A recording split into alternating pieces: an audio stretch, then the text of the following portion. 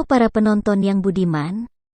Kali ini Netron 45 akan mengulas cerita Badai Pasti Berlalu episode 60. Langsung aja kita mulai. Scene diawali pada adegan Leo mendatangi Siska di kamar. Leo mengatakan pada Siska jangan terlalu memikirkan orang yang iseng pada mereka. Namun tidak disangka Siska malah keceplosan. Iya, aku berjanji tidak akan memikirkan Helmi, ujar Siska. Spontan Leo terlihat murung sejenak. Tapi Leo tidak terlihat marah pada Siska. Padahal Siska sudah terlihat pucat. Karena takut Leo marah. Bukannya marah, Leo malah mengurus istirahat pada Siska. Leo mengajak tidur siang pada Siska. Mereka pun bercanda bersua di dalam selimut. Lagi asyik berduaan sama Siska. Tiba-tiba Pak Diki menelepon Leo. Pak Diki meminta uang pada Leo untuk modal proyek usahanya. Kemudian datanglah Reta yang memergoki Tiara sedang menguping telepon Leo. Reta mengatakan hati-hati Leo, di sini ada tembok pengintai. Tiara memberikan alasan bahwa dia hanya ingin menutup pintu saja. Tidak bermaksud menguping pembicaraan Leo.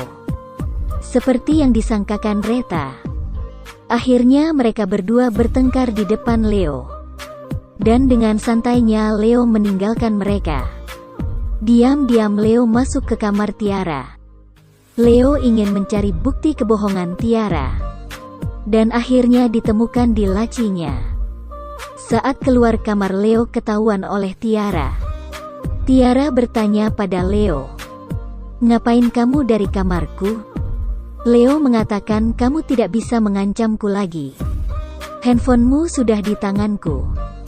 Kebohonganmu akan segera berakhir." Tapi pada nyatanya Tiara telah membuat salinan DNA Bonnie yang asli di drive. Lagi asyik berdebat datanglah Siska yang mencari Leo. Tiara langsung memeluk Leo. Tapi Leo langsung mendorongnya. Kemudian Siska datang dan menanyakan sedang apa kalian di sini. Tiara beralasan sedang bertanya bagaimana menjadi dokter. Yang menjadi cita-cita Bonnie. Tak lama Leo mengajak Siska ke kamar. Tapi dalam hati Siska merasa ada yang janggal di antara Leo dan Tiara. Di scene lain terlihat Ibu Helmi yang sedang gelisah. Memikirkan kabar Helmi yang masih hidup. Tiba-tiba datanglah sosok mirip Leo. Mengikuti dan melintasi mobil mamahnya Leo. Spontan Mama Helmi jadi kaget. Karena sosok tadi mirip Leo. Tidak berpikir panjang langsung menyuruh supirnya putar balik.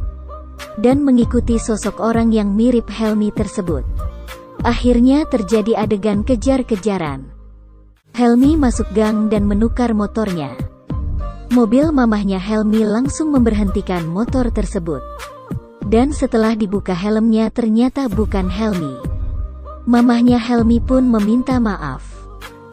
Pindah ke adegan Siska sedang bersama Dr. Cory. Dr. Cory bercerita tentang kejahatan ayahnya. Dan bercerita bahwa ada kemungkinan Helmi masih hidup.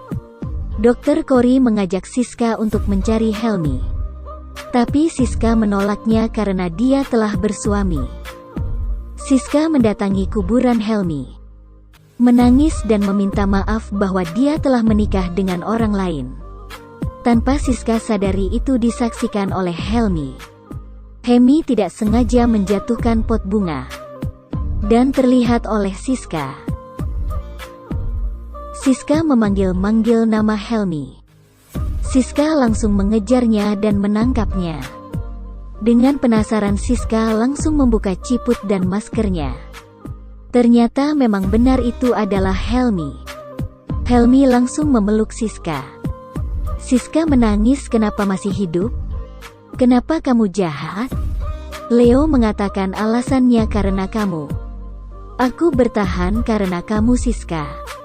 Siska memohon maaf pada Helmi atas kejahatan ayahnya. Siska memohon kepada Helmi untuk mengakhiri dendamnya. Tapi Helmi menolak. Karena jahatnya papa Siska. Helmi mengucapkan selamat atas pernikahan Siska. Walaupun sampai kapanpun dia tidak akan rela. Siska dengan tegas berkata pada Helmi bahwa dia ingin mencintai Leo dan belajar menerima Leo. Kemudian Helmi mengatakan bahwa Leo bukan orang baik. Suatu saat Siska akan mengetahui kejadian sebenarnya. Di scene lain, Mama Helmi gelisah karena Maureen hilang dari rumah sakit. Pihak keamanan rumah sakit melihat dari CCTV. Ternyata Johnny yang membawa Maureen. Mamahnya Maureen marah-marah pada pihak rumah sakit dan mengancam akan menuntutnya. Tapi Dr. Corey berusaha menenangkannya. Dan akhirnya ada kabar bahwa Maureen sudah pulang ke rumahnya. Dr. Corey mendapat telepon palsu dari rumah sakit, yang sebenarnya adalah Pak Diki. Ketika Dr. Corey masuk ke ruang kerjanya, tiba-tiba Pak Diki menguncinya.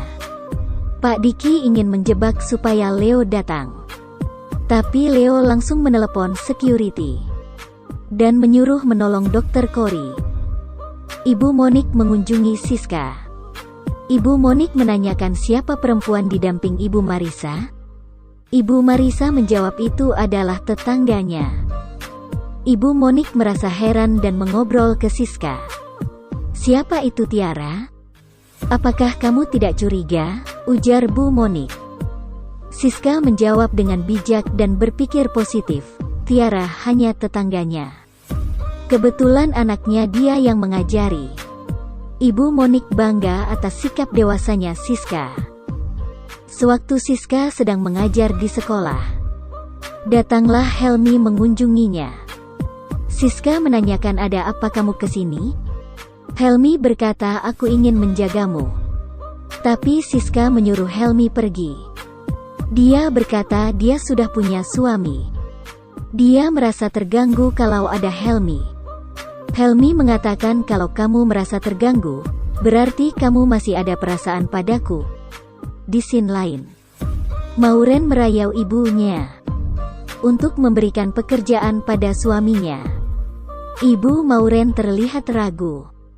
Tapi berkat bujukan Maureen, akhirnya Johnny diberi kepercayaan untuk menjaga klub.